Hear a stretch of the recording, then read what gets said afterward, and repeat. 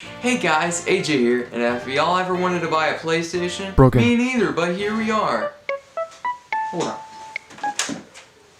Hello? Do you also broken PlayStation? Sold! Back in the old days, there used to be a NES, one of the best consoles at the time, and came with some pretty good games. Then the SNES came out, and it was the god of all gaming. Of course, there was the Sega Genesis, and that was pretty good, but I still think Nintendo reigned supreme. Then came the Game Boy, the Virtual Boy, N64, and then the GameCube. At the time, games on the GameCube were pretty good. They had Mario, Metroid, Pikmin, F-Zero, Luigi's Mansion, and then Zelda.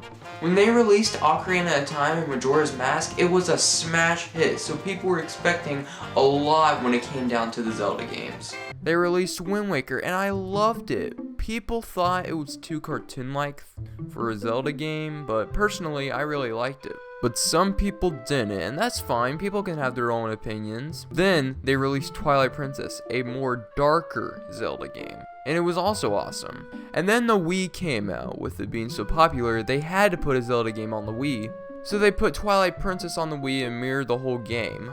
But they were working on another Zelda game, and it was Twilight Princess 2? Yeah, believe it or not, they were actually planning on making a sequel, and guess who was helping them make it? The Metroid Prime developers!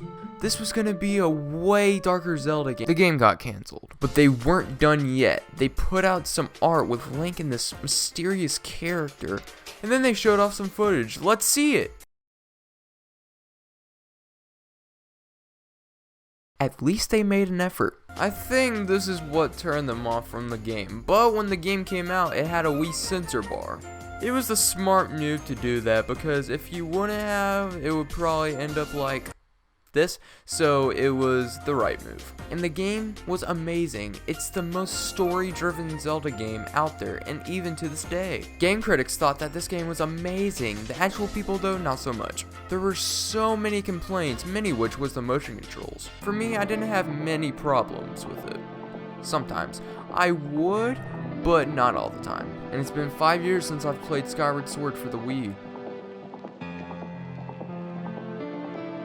But then the Nintendo Direct came and we got Skyward Sword HD for the Switch. Now that I have Skyward Sword HD, let me tell you about it. First, free camera controls, a dream for a Zelda game like this. But my Joy-Cons have some drift in them, so I'll just be using the C targeting. Motion controls, way better than I thought. I was watching Game Explain's video about comparing the Wii and Switch motion controls, and you need a little more precise aiming for it to work just in your favor, but I never really found that to be an issue. Then we have the button controls. I don't really care for them. Well, I can't really use them because of Joy-Con drift, but even without Joy-Con drift, I still think I would like motion controls more.